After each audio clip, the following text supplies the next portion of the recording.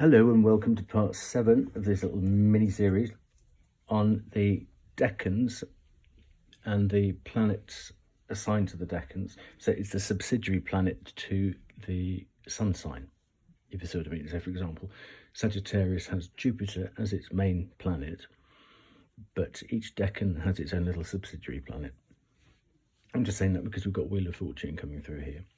So this is when Jupiter is the subsidiary planet to whichever one of these is within its star sign. Okay, so good old Jupiter, we love a bit of Jupiter. What we've got here are the Two of Pentacles, which is first Decan Capricorn, 22nd of December to the 30th, and your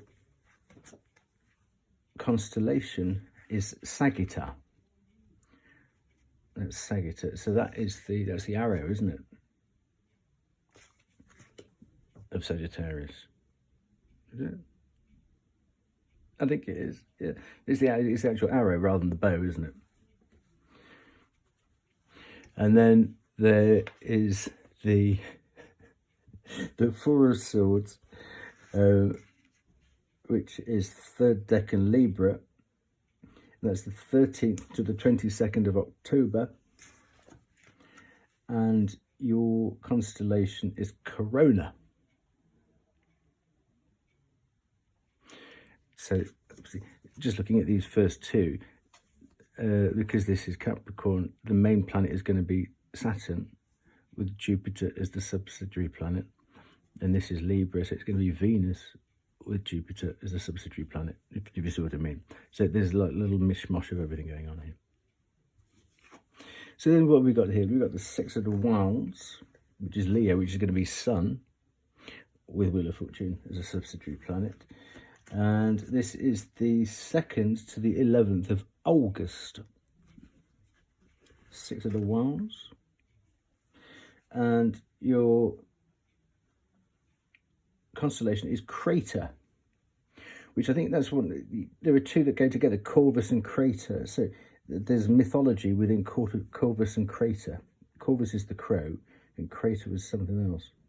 I can't remember what it is though. Probably when it came to Earth with a bit of a thump. But there you go. Next we have the Eight of Swords, which is first Decan Gemini, 21st to 31st of May. And your constellation is Lepus, or the snake. It's a snake. Oh dear. But you need any more problems. Sorry. No, you haven't got enough going on. You know what I mean? At least the other two get can is major and can is minor. I mean, poor old Gemini, you know. There you go. At least this is you. I mean, the other two are a bit more treacherous, aren't they? You know, industrial espionage. Dread. You've got your lovely frock on there, haven't you? At least you can't see the snake, can you? You can't. No, anyway, let's move on. Could spend days on that one. Okay, then we've got the Nine of Cups next, which is the 2nd Decan of Pisces, 1st to the 10th of March. Lovely.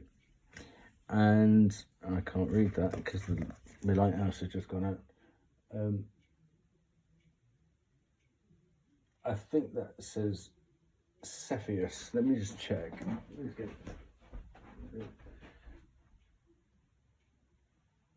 Yes, Cepheus.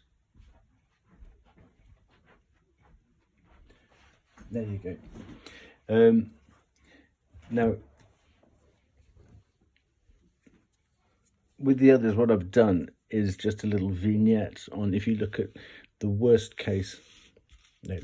Let's look at the sort of like the most difficult card. It's the sneak. So if you're going through sort of like umpty problems like that, first thing you probably want to do is that, isn't it? Just have a little lie down. You know, if you're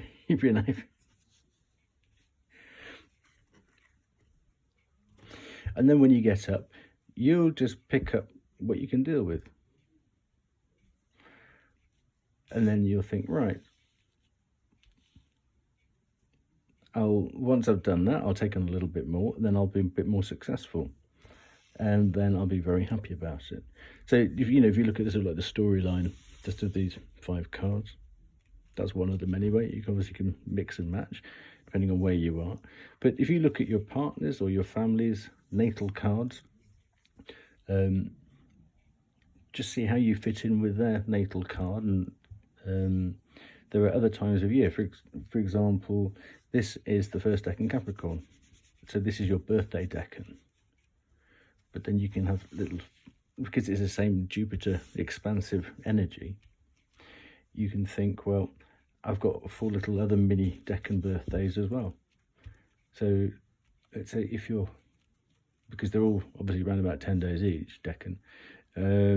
If your birthday is, I was born on the very first day of Sagittarius, so I can think, well, every time the Mercury Decan comes along, I can have a little mini birthday on the first day of each Mercury Decan.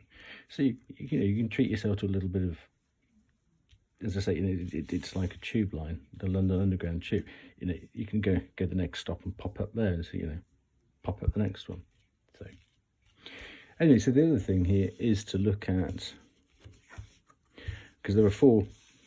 Look at the elements, because there are 4 elements and 5 cards. So what we've got here, this is very much to do with the thinking, and it's obviously Jupiter, which is Sagittarius, which is higher thinking. So a lot of this is to do with the mind there.